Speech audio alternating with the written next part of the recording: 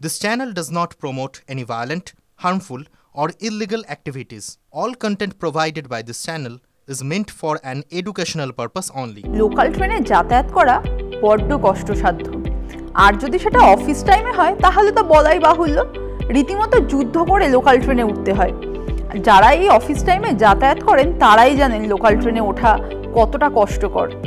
আর যদি কোনো প্রবীণ নাগরিক উঠতে চান তাহলে তাদের কতটা কষ্ট করতে হয় বুঝতে পারছেন? ভারতীয় রেলওয়ে প্রবীণ নাগরিকদের কথা মাথায় রেখেই লোকাল ট্রেনের প্রথম এবং শেষের কামরার বেশ কিছু সিট বরাদ্দ রেখেছিল, কিন্তু তাতেও কতটুকুই বা লাভ হচ্ছে। এবার কিন্তু লোকাল ট্রেনে একটা বড় বদল আসতে চলেছে। কি সেই বদল? আজকে সেই বড় বদলের খবর নিয়ে বি ফর বিজনেসে রয়েছি আমি ইপসা। লোকাল ট্রেনে যারা যাতায়াত করেন তারা অনেকেই দেখেছেন যে প্রবীণ নাগরিকদের কতটা কষ্ট করতে হয়। তারা যদিও বা ট্রেনে উঠতে পারেন, বসার সিট সেরকম একটা পান না। তখন বাকি যাত্রীদের অনুরোধ করতে হয় যে তারা কোথায় নামবেন বা কেউ যদি একটু বসার জায়গা করে দেন। এবার থেকে এই সমস্যার কিন্তু অনেকটাই সমাধান হতে চলেছে।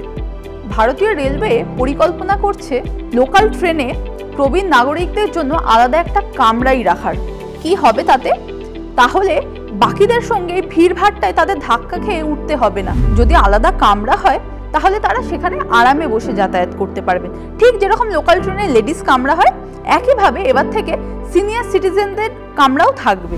ইতিমধ্যেই সেন্ট্রাল রেলওয়ে তাদের কিন্তু স্পেশাল ইমু কোচ এনেছে এবং তাতেই প্রবীণ নাগরিকদের জন্য আলাদা কোচ আনা হয়েছে। কি ব্যবস্থা থাকছে তাতে? প্রবীণ নাগরিকদের অধিকাংশেরই দেখবেন আমাদের মা বাবা বা বয়স্ক যারা রয়েছেন বাড়ির, তাদের অনেকেরই হাঁটুর সমস্যা থাকে। ট্রেনে যে উঁচু পাদানি হয় সেখানে উঠতে তাদের খুব সমস্যা হয়।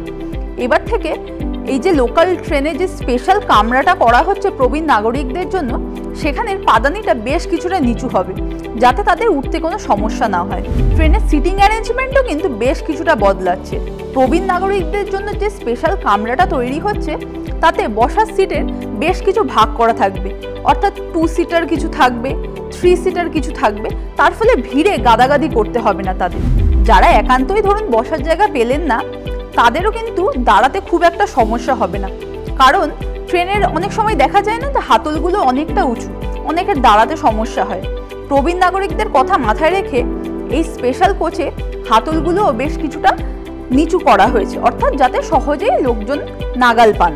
আরও বেশ কিছু বদল রয়েছে, যেরকম আপনি যখন ট্রেন থেকে নামতে যান অনেক সময় হয় যে হুড়োহুড়ি হচ্ছে, এক্ষেত্রে হঠাৎ করে ধাক্কা খেলে ভারসাম্য হারিয়ে ফেলার একটা সম্ভাবনা থাকে।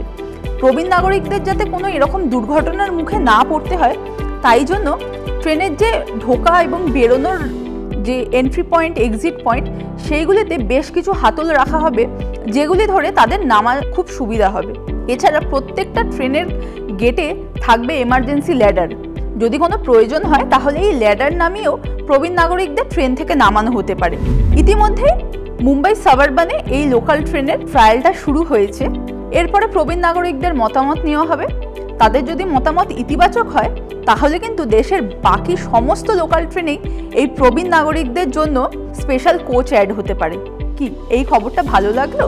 এই ধরনের আরও খবর জানতে চোখ রাখুন TV9 বাংলা ডিজিটালে।